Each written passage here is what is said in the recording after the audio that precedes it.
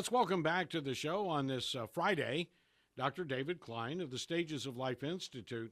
In a recent show, we talked about post surgical nutritional needs. And I asked the doctor about, well, are there ways I can get prepared? And there seems to be a disconnect here with an awful lot of the medical providers, because we were talking to Robin off the air one day, and she said, well, as she was getting ready for a certain operation she was going to have outpatient, they told her 5 days ahead of time, stop taking these nutraceuticals, stop taking this, stop taking that. You probably remember a recent show with Dr. Klein where he was talking about doctors will say before an operation, don't take fish oil, and yet they don't tell you not to eat fish. Well, so when I say disconnect, I'm talking as a layman, not a critic. But again, I seek to the doctor here to get us the information we need to get us ready for surgery. And what should we be doing as we're counting down the weeks, not the days, not the hours, toward a surgical procedure? Okay, well, let's start with the most common of all surgical procedures, and they're mostly orthopedic. Okay, so we've got people out there in an active society. They're living longer. Their joints are going to hell in a handbasket. My knees hurt. What am I going to do? My shoulder this, my shoulder that, or even oral surgery. We're going to go have implants put in. Why? Because you have periodontal disease, ... whatever the issues happen to be. Well, what can you do to harden the bone before you have somebody going ahead and cut on it? What are you going to do to harden the bone before they put the implants in?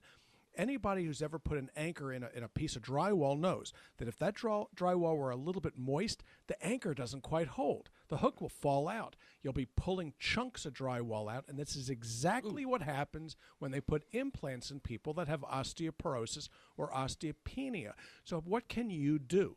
And you better be listening real closely on this one, because there are things that you can do and should do to harden the bone before oral surgery and to harden the bone before orthopedic surgery. First and foremost is something called strontium.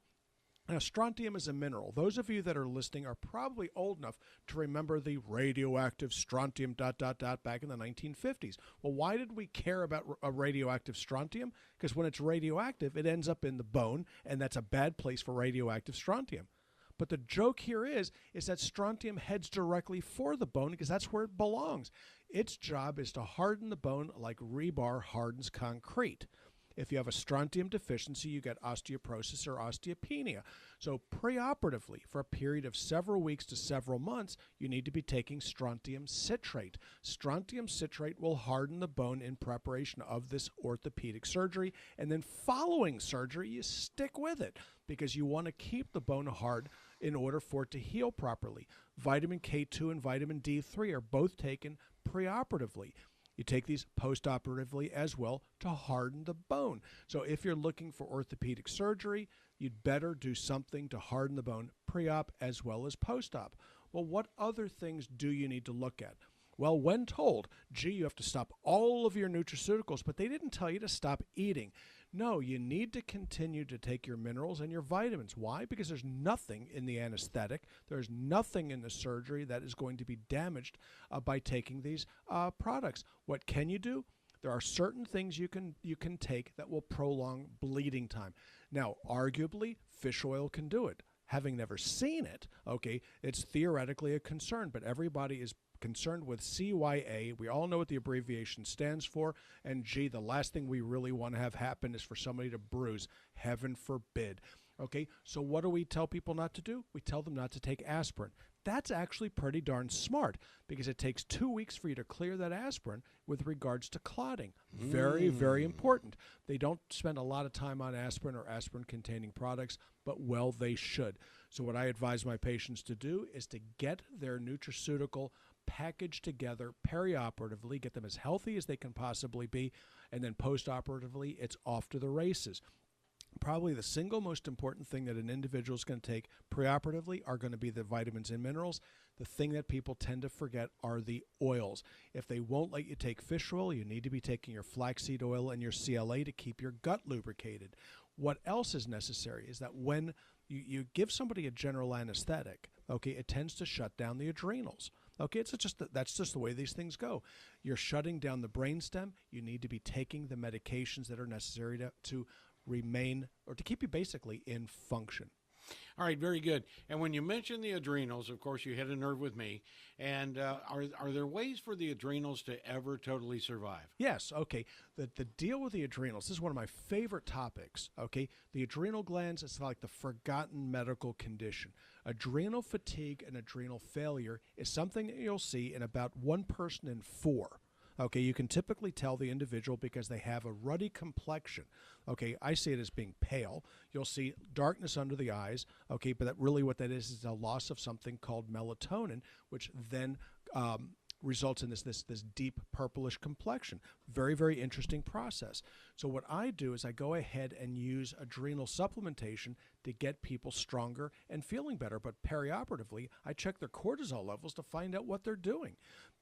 And when I was in general surgery, we never checked cortisol levels. It was one of those kinds of things that we relied on the internal medicine guys to check it, and they don't check it. So, yeah, it's very, very important in terms of the recovery. So are we looking for higher cortisol or lower cortisol? You need more cortisol perioperatively.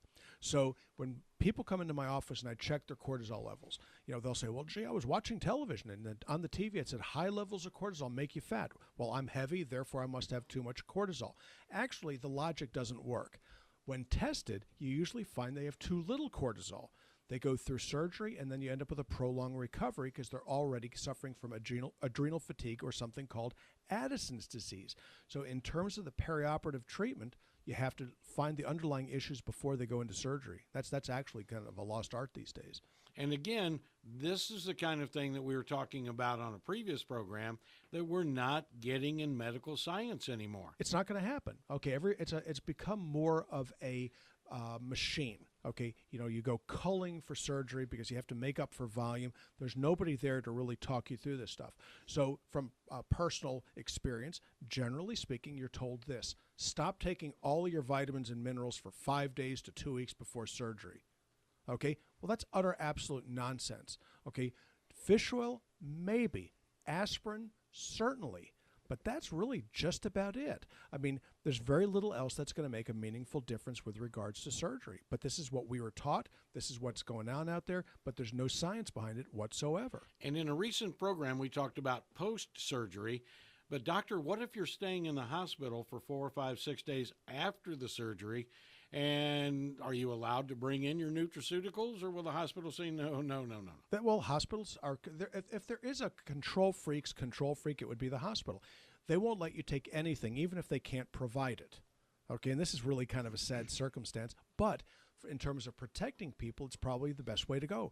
If you're going to be responsible for somebody, then you have to be responsible for all of it. Your best bet, okay, and this is really no joke at all, is to get the heck out of there as soon as you can. You don't want to spend a night in the hospital if you can avoid it.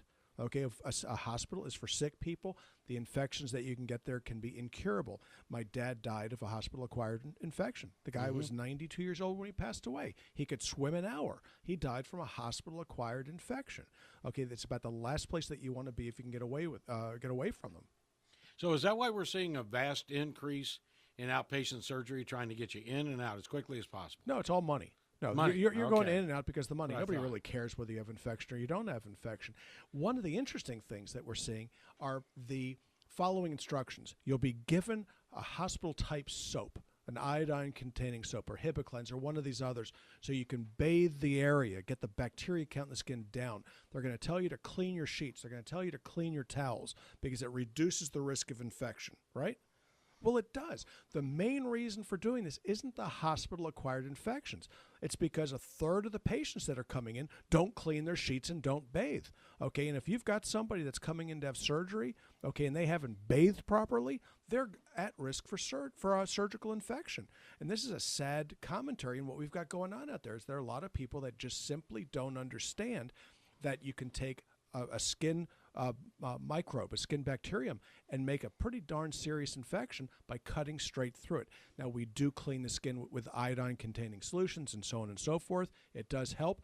But when you go home, if you slide into dirty sheets, you're doing so at your own peril. So when they tell you or ask you or beg you to clean your sheets and towels the night before surgery, it's not because they're thinking anything more than perhaps you're that 1 person in 3 that doesn't do a particularly good job at something called personal hygiene.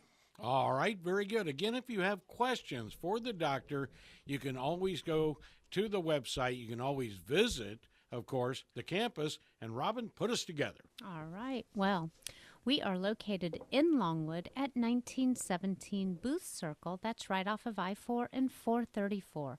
Our phone number is 407-679-3337, and our office hours are Monday through Thursday from 8 to 5. The health store is open during those office hours. Our website is stagesoflife.net. We have an online health store. Just click on the vitamins tab. And we are also on Facebook. Like us at Stages of Life Medical Institute. And we'll see the doctor again soon, right here on the Rob Newton Resource Hour.